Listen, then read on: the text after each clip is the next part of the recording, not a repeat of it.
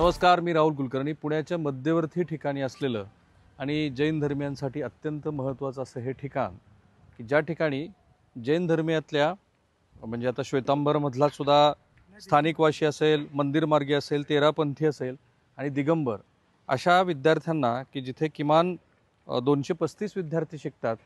तर ही जी जागा आहे की ज्या ठिकाणी किमान 10,000 स्क्वेअर फीटचं बांधकाम नव्याने व्यापारी आणि गृहसंकुलासाठी गोखले कन्स्ट्रक्शन कंपनीला दिलं आणि त्याच्यावरून वाद निर्माण झाला आहे. आज पुण्यामध्ये या विषयाला घेऊन जैन धर्मियांच्या वतीने एक मोठा मार्च काढण्यात आला.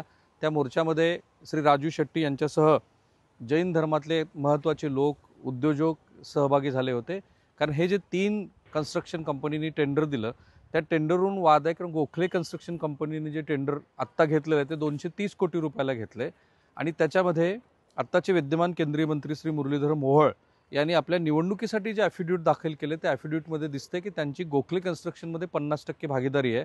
अर्थात लाभाच्या पदाच्या कायद्याच्या अनुषंगाने नंतर ते त्यांनी सोडलेलं असावं. पण हा वाद निर्माण यासाठी झाला आहे की हे जे ट्रस्टी आहेत याचा सगळा जर इतिहास आपण बघितला तर हिराचंद नेमचंद दोशी यांची 4 मुलं, लालचंद, वालचंद आणि मग त्यांच्या जो काही विस्तार पुढं झाला आहे त्यातल्या वालचंद यांचं जे कस्तुरबा ट्रस्ट होतं त्यात कस्तुरबा ट्रस्टपैकी एक असलेली ही प्रॉपर्टी आहे आणि त्या प्रॉपर्टीच्या आधारावरती त्यांनी इथे जैन धर्मियातल्या विद्यार्थ्यांसाठी ही अशी एक वसतिगृहाची व्यवस्था केलेली आहे. आणि ही वसतिगृह साधारणपणे 3 एकरवरती ही जी जागा आहे त्याच्यामागे जैन धर्मियांसाठीचं एक मंदिर आणि मुलांसाठीचं हे वसतिगृह आहे. तर या बॉम्बे चॅरिटेबल ट्रस्ट अन्वये हे जे ट्रस्ट रजिस्टर्ड झालेलं आहे त्या ट्रस्टमध्ये खरं तर फॅमिली मेंबर आहेत, पण ट्रस्टमध्ये तसं लिहिलेलं आहे. तर वडील आणि मुलगा या दोघांनी मिळून आणि इतर त्यांच्याच कंपनीमध्ये काम करत असलेले काही लोक मिळून त्यांनी हा व्यवहार केला असं म्हणतात.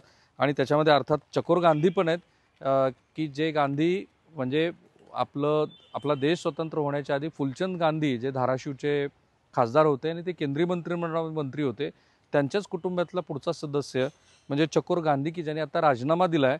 तर त्यांनी राजीनामा देताना जे आता तपशील तुम्ही स्क्रीनवरती बघताय तर त्याप्रमाणे हे ट्रस्ट जे खाजगी ट्रस्ट होतं तर इथे जैन धर्मियांचं असं म्हणणं आहे की 230 कोटी रुपये हे जे गोखले कन्स्ट्रक्शन कंपनीनं आज तुम्हाला दिलेत तर आम्हीच ते तुम्हाला देतो, पण ही समाजासाठी महत्त्वाची जागा आहे. तर या ठिकाणी तुम्ही अशा पद्धतीचं बांधकाम करू नका. ही जी 52,000 स्क्वेअर फीटची जागा आहे, कारण या ठिकाणी आता काय झालं की मेट्रो आणि ह्या तत्समच्या मिळालेल्या वाढीव FSIमुळं साधारणपणे 10.5 लाख स्क्वेअर फीटाचं जे बांधकाम होणार आहे त्यापैकी 52,000 स्क्वेअर फीटाचं बांधकाम हे जैन ट्रस्टला पुन्हा मिळणार आहे. कारण ही जी आत्ताचं बांधकाम आहे ते पाडून याच ठिकाणी नवीन वसतिगृह केलं जाणार आहे. मंदिर बाधित होणार नाही आहे. पण आक्षेप असा आहे की हे करण्याची गरज काय? जर अधिक मोठ्या प्रमाणामध्ये विद्यार्थ्यांसाठी वाढीव आपण काही करू शकलो तर ते आपण करूया. अर्थात इंडियन एक्सप्रेसमध्ये ज्यांचं हे ट्रस्ट आहे त्यांनी त्याची जाहिरात देऊन त्याच्यासाठी बीड बोलून आणि जे मी म्हणालो तसं 3 बीड्स आलेले होते त्याप्रमाणे गोखले कन्स्ट्रक्शननी या संदर्भामध्ये आता ते बीड जिंकलेलं आहे. पण त्याच्या विरोधामध्ये हायकोर्टामध्ये याचिका दाखल झाली आहे. आणि इंटरेस्टिंगली ज्या दिवशी याचिकेची सुनावणी होणार होती त्याच्या आदल्या दिवशीच सेलडीड झालं.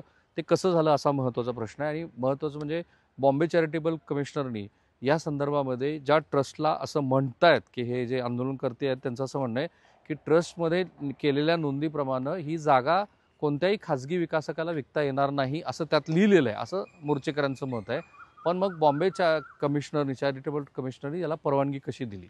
आता याच्यामध्ये केंद्रीय मंत्र्यांचा संदर्भ येतोय तो ह्या अनुषंगाने की ते पूर्वी गोखले कन्स्ट्रक्शनमध्ये पार्टनर होते, जे त्यांच्या इलेक्शन ॲफिडेविटमध्ये जे 60 पानाचं इलेक्शन ॲफिडेविट आहे त्याच्यामध्ये ते दिसतंच आहे. हा गुंतागुंतीचा मुद्दा आहे.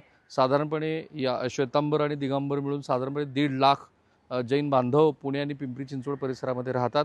स्थानिक स्वराज्य संस्थांच्या निवडणुका डोळ्यासमोर आहेत.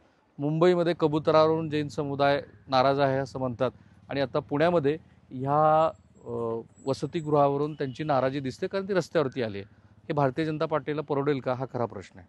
कॅमेरामन निकेतन मानेसह मी राहुल कुलकर्णी, NDTV मराठी, पुणे.